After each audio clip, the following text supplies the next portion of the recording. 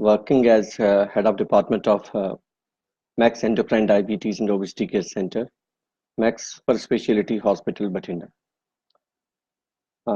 Today is World Yoga Day also, and we are going to discuss about diabetes, both type 1 and type 2 diabetes, and we'll have a awareness um, program today about diabetes and all its complications. What is diabetes? Let us start with the basic definition of diabetes. We know diabetes has risen to epidemic proportions across India and across world also. And the problem in India as such is we are not aware about this disease.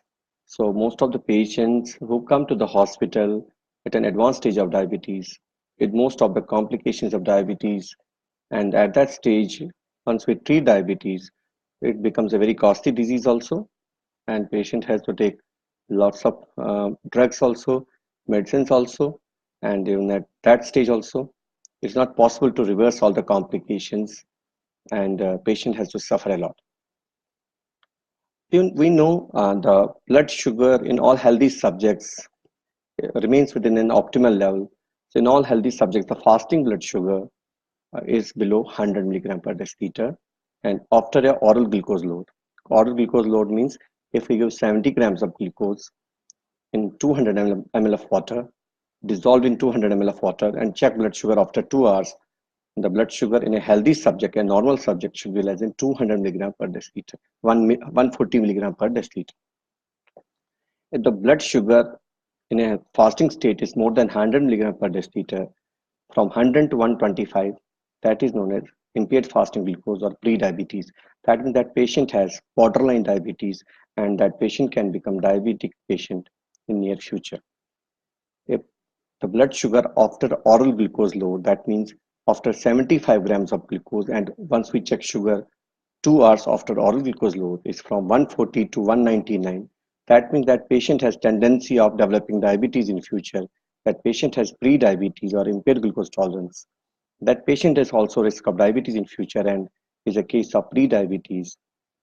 And if the blood sugar is more than 200 after oral glucose load, that means the patient has diabetes. So we should know the criteria for diagnosis of diabetes. So if the blood sugar in a patient in blood circulation is above the normal range, and that is a case of diabetes, and I've told you about the criteria for diagnosis of diabetes. So what happens if the blood sugar is on higher side? The blood sugars are slightly on higher side. Initially, patient might not be having any symptoms. So if a patient comes with sugars of 200, 250 or 300, some of the patients might not be having any symptoms, and patient never takes care of his blood sugars. But even though the blood sugar are slightly on higher side, they can create problems in the long run, because the higher blood sugars can cause lots of complications if they are not controlled in proper way. There are two types of diabetes, common type. We are discussing common types of diabetes. There are different types of diabetes, but commonly what we see is type 1 and type 2. In type 1 diabetes, there is absolute deficiency of insulin. And in type 2 diabetes, there's partial deficiency of insulin, but the main problem is insulin is not working properly. So what is this insulin? Insulin is a hormone which is secreted from pancreas. Pancreas is an organ which is present in abdominal cavity. Within the abdominal cavity is an organ which secretes insulin to control blood sugar levels. This hormone is secreted from pancreas into blood circulation. And once we take meals which has carbohydrates, that carbohydrates are converted into or digested into glucose, and from glucose from our intestinal tract is absorbed into blood circulation. That glucose through blood goes to all the tissues of the body, all the cells of the body, and this insulin is also circulated through blood to all cells of the body. This glucose is used by the cells of the body only with the help of insulin. So this insulin opens the entry gates of the cells so that the cells will use this glucose. This glucose is basically fuel for the cells, energy source of the cells, and once the cells gets this energy, they do all their functions, which is very important for healthy life. And the glucose is controlled within the normal range, And I've told you the normal range for a healthy subject. The fasting sugar should be less than 100, and mostly post meal should be less than 140 milligram per deciliter, or after a glucose load should be less than 140 milligram per deciliter. In type 2 diabetic patients, the problem is the insulin is not working properly. That is known as insulin resistance because of abnormal type of body fat in type 2 diabetic patients. It is not the total amount of body fat which is dangerous, it's the type of body fat that is known as visceral adiposity. You might have seen in Indians, even though they might be thin lean, but the abdomen is coming out. So they have more of abdominal adiposity or more of fat within the abdominal cavity, more of the fat around the liver, within the liver, and having fatty liver disease also, and visceral fat. So because of this abnormal fat, the insulin is not working properly. So they have insulin resistance, and later on have insulin deficiency also. But there is no absolute deficiency of insulin. So they have some amount of insulin still left in the body, even after so many years of diabetes. So that's type 2 diabetes. In type 1 diabetes, whole of the cells which are secreting insulin are lost. So they have absolute insulin deficiency, and they will require insulin for control of blood sugars. And if they should not stop insulin for control of blood sugar, because without insulin they will not survive. In type 1 diabetic patients, because of absolute insulin deficiency, their blood sugars will be very high. Sometimes these patients present with sugars of 400, 500, 600 also, and they will have classical symptoms of diabetes. So now coming to the various symptoms of diabetes. The common symptoms what we know, the common general population know about the symptoms of diabetes, like polyuria, increased urination, polyphagia, increased appetite, increased thirst, and weight loss might not be seen in all diabetic patients, mostly seen in type 1 diabetic patients because they will have very high sugars. So once the patient has very high sugars, so they will have increased urination, increased thirst, increased appetite. So even though they have increased appetite, increased hunger, they are taking extra meals, but still more of sugar is losing in urine, having increased urination, still feeling more hunger, and having weight loss. So we have to use insulin from outside because they have no insulin in the body. In type 2 diabetic patients, they have more problem with insulin resistance, and they have some insulin in their body. So we can use drugs which will increase insulin action and which will extract some insulin from pancreas. But later on, this is a progressive disease. A stage comes once the cells go down and the number of cells secreting insulin will be so much less. The drugs does not work properly. They might also require insulin during the course of treatment. So labeling type 1 diabetes as insulin dependent and type 2 as non-insulin dependent is not being used nowadays, because type 2 diabetic patients also may require insulin, because when this is a chronic disease, during the course of treatment at an advanced stage of disease, the insulin secreting capacity might go down and the cells secreting insulin will be so much less that the drug will not work, so might have to use insulin in these patients. Also type 2 diabetic patients, during hospitalization, during infections, during trauma, surgery, heart attack, kidney patients or liver damaged patients, insulin is much better option. So these are the conditions in type 2 diabetic patients where we should use insulin in these patients. So if the blood sugars are not controlled, we are talking about symptoms. So if the blood sugars are slightly on higher side in type 2 diabetic patients, they might not be having any symptoms initially. So in a patient having sugars of 200, 250 or 300 initially might not be having symptoms. But if the sugars are higher on the higher side, this will lead to complications later on. What are the various complications what we see with type 2 diabetic patients? So this type 2 diabetes is known as a silent disease. Sometimes patient might not be knowing for sometimes 5 to 10 years that he has diabetes. He might be having higher blood sugar levels, but not having any gross symptoms. And he comes to know about diabetes once he develops all these complications in the form of decrease in vision or night or blindness, stroke. He might present with stroke. He never knows that he had diabetes. Once he's hospitalized and doctor checks his blood sugar, the sugar might be high.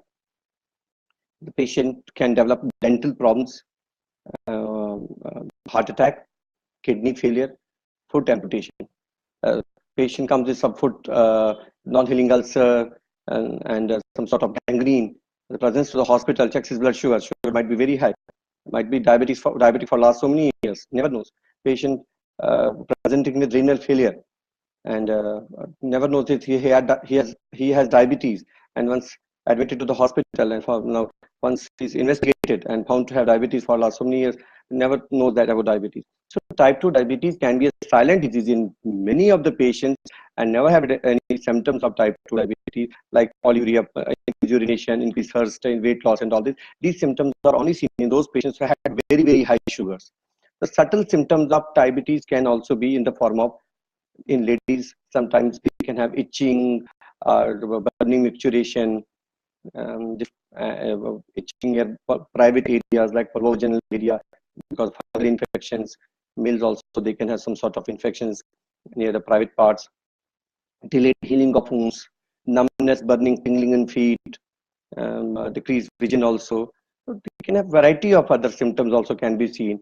So all those persons, even though they might be healthy, having strong family history of diabetes, or having extra weight, or obese or overweight, uh, they having unhealthy lifestyle, accidental lifestyle, increased mental stress, abdominal adiposity, uh, any female patient who had given birth to a large baby, large for weight baby, a macroscopic baby, or had high sugars during pregnancy and past.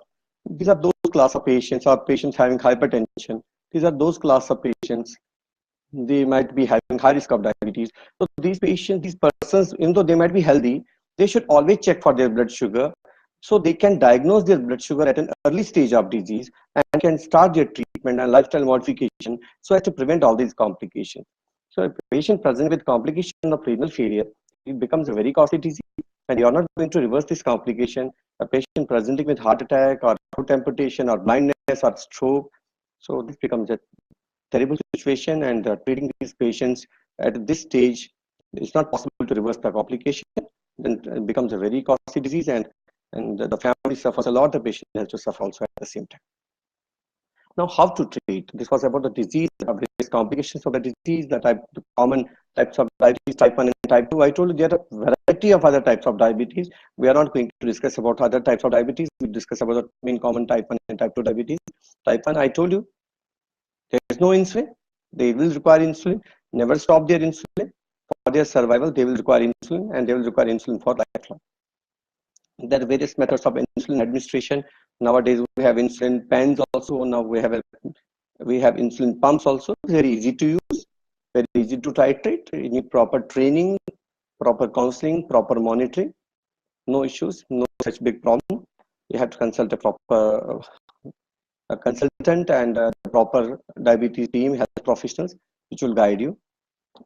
About type 2 diabetes management, this is a lifestyle disease. So before, in addition to medical treatment, the main cornerstone of treatment is lifestyle intervention. The first lifestyle intervention is dietary modification, and second is mm, physical activity in the form of exercise and various type of exercises. Lifestyle modification, uh, dietary modification, and exercise modification, and medical treatment. Before discussing about that, the ABC of diabetes management I want to discuss. The A is HbA1c. HbA1c means blood sugar control. This is a test which gives us average blood sugar of last 3 months. So checking, just controlling one single blood sugar level will not be sufficient because the blood sugar levels fluctuate so much. The one blood sugar level might be different from one lab and different from other lab. On one day it might be different, or another day it might be different. So on one day it can be 100, another day it can be 200. So it will be very much confused. So whether my sugars are controlled or uncontrolled, for one lab it can be 100, another lab can be 150. If I'm talking about a fasting sugar from one lab is 100, another lab is 150. So it'll be confused. 100 is within the normal range, 150 is slightly on the high side. So it's better to go for a test like that is known as HbA1c or A1c, which gives an average of last 3 months blood sugar level. As per the ADA criteria, American Diabetes Association criteria, the criteria for HbA1c control should be less than 7%. If the blood sugars are high, it should be checked after every 3 months. If it in control, after every 6 months. Keep A1C less than 7%. On an average, that is 154 milligram per deciliter. A1C gives average blood sugar of last 3 months, whether fasting, PP, random, average of all the 3 months blood sugar. The first cornerstone of diabetes management, the target for diabetes management is ABC management. A is A1C less than 7%. B is blood pressure. Keep blood pressure, the systolic, the upper one, less than 130. The lower one, the diastolic, less than 80. 130 by 80, less than that. Then third is C, cholesterol. LDL cholesterol. We have to keep LDL cholesterol less than 100. If a patient is a cardiac patient, keep that less than 70 milligram per deciliter. In addition to LDL cholesterol, always check for triglycerides, which is very high in Indian diabetic patients, also known as dyslipidemia. So a mix of high LDL, high triglyceride, low HDL. HDL is a good cholesterol, which is low in Indian diabetic population. To keep triglycerides less than 150 milligram per deciliter and keep HDL more than 50. So that is the target for lipids. So A is A1C, good control less than 7. B is blood pressure 130 by 80, and C is cholesterol, keep LDL less than 100. In a cardiac patient, keep that less than 70 milligram per deciliter. So that should be our target. How to achieve all these targets? I told you, by lifestyle intervention and medical treatment. And lifestyle intervention is first is through dietary modification. Number 2 is exercise, physical activity, and number 3 is medical treatment. And about if we start talking about dietary modification, we have to cut down the carbs. The main component of our diet is which increases blood sugar are the carbohydrates. So we have to cut down the carbohydrates. We should reduce those carbohydrates which are rich in sugar, which have high glycemic index. Those foods, those carbohydrates, those food items which raise blood sugar very fast and which has high glycemic index, which raise when they raise blood sugar very fast and very high. So common food items which we should we should not take, like direct sugars, glucose, ice creams, cold drinks, pastries, cakes, jams, bakeries.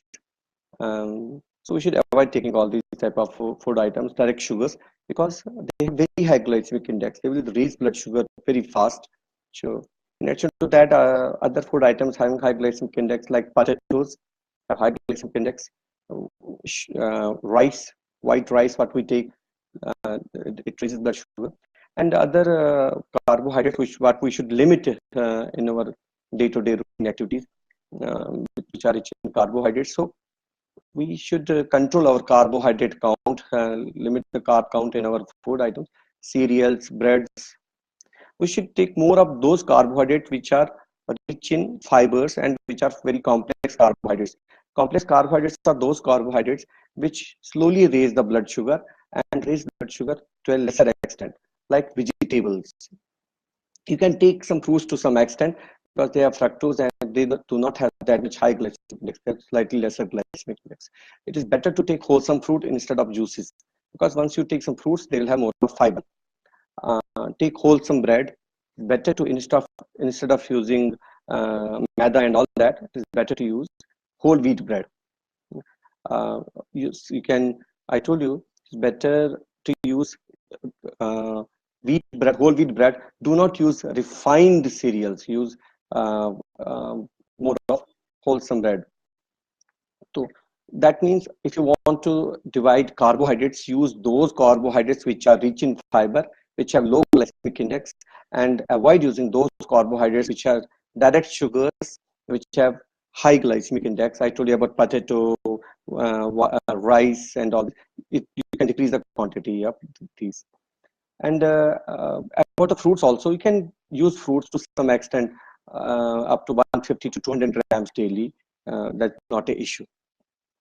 About those food items which has high saturated fats, like red meat has high saturated fats. Coconut oil has is rich in saturated fats. Palm oil is rich in saturated fats. So we should avoid using that. And reheating oil is also dangerous, but it makes them more it increases the trans fats in that, which is not good for health. So more of complex carbs, small meals at multiple times instead of taking heavy meals, and more of complex carbs, and lot of boiled vegetables, lot of salad, uh, lot of wholesome fruits, more of wholesome cereals also, wholesome grains also. That will increase the fiber content of the food items, and small meals at multiple intervals is a much better option for diabetic patients. And avoiding high saturated fats, that means meat meat items, like direct red meat, and I told you palm oil, coconut oil, butter, should avoid cheese, which is rich in saturated fats. You can decrease the quantity. And reheating oil is a very common ritual, very common method of reuse of oil in our Indian homes, which makes oil as trans fats, and using taking samosas and puris and it from northern India, and that is also very dangerous. Using that oil, because that is reheated oil, which makes that oil rich in trans fats. About the exercise part, simple walking for 30 to 45 minutes, at least 5 days a week, should be the ideal exercise to start with. Then you can increase the duration, you can increase the intensity of exercise with time, but at least you should start with 30 to 45 minutes a day, at least 5 days a week to start it. And brisk walking is the ideal aerobic exercise, is the best one. You can go for swimming also. These are all aerobic exercises which are better for diabetics. Riding a cycle, uh, cycling is good, swimming is good, and jogging is good, brisk walking is good. These are types of exercise that one can go for. And before going for heavy exercise or joining a gym and all diabetic patients should go for stress testing or treadmill testing or TMT testing, because you never know, patient might be having some silent cardiac disease also. Before going for any heavy exercise, it's better to consult a cardiologist, go for a treadmill test, and if the treadmill test is negative, and after taking permission from the cardiologist, and then one should go for some sort of gymming or some sort of heavy exercise or cardio and um, heavy exercises. Uh, Before going for that, always consult a cardiologist and go for a treadmill testing. In addition, yoga has a very important role in diabetes management. We know going for yoga, it relaxes your mind. Once it relaxes your mind, keeps your blood sugar to lowers your blood sugar also. Blood pressure also becomes slightly controlled, and your heart rate also becomes slightly better. So it has lots of good effects on body also, on your muscles, on your joints also, on your flexibility also. So it gives a sense of well-being also. So yoga is should be a part of diabetes management, in addition to routine physical activity like walking, cycling, swimming, either of these. So yoga should be a part of management of diabetes, as a part of physical activity for diabetes patients. Number third is medical management. We have tablets to start with in type 2 diabetic patients. For type 1, they require insulin. One basic management investigations have to be done for diabetic patients before starting any treatment, and that should be under medical supervision. And once a basic investigations we have done for a patient, after that we start with the treatment. Patient has to come for the follow-up so that we can up or down titrate the treatment, optimize the treatment for patient, so as to see whether the patient has received the optimal target for glycemic control. So that's very important. And controlling sugar, taking care of the diet, going for regular exercise, controlling their HbA1c below 7, blood pressure 130 by 80, less than that, and lipids, LDL cholesterol, trial size, going for regular walk, going for good physical activity, relaxation techniques like meditation, yoga, pranayam, and regular follow-up checkup, and we can control our diabetes in much better way. we can control the complications of diabetes.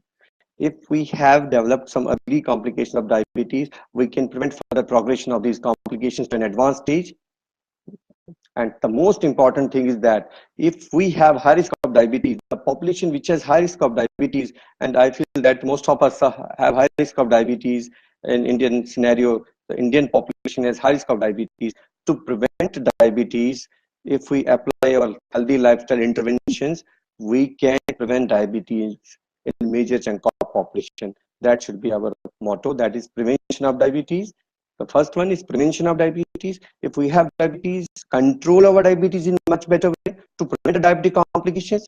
If we have early complications, screen yearly for diabetic complications at an early stage, because the symptoms will patient will have only at an advanced stage of diabetic complication stage. So screen for early diabetic complications. If early diabetic complications are there, prevent them from progressing to advanced stage diabetic complications. And at an advanced stage of diabetic complications becomes tough to treat all these complications, a very costly disease. Even after advanced stage, when the best possible treatment, uh, it's not possible to reverse all these complications, and becomes a very highly financial burden for the family, for the patient also, and is not reversible. Thank you. Thanks a lot for your kind attention.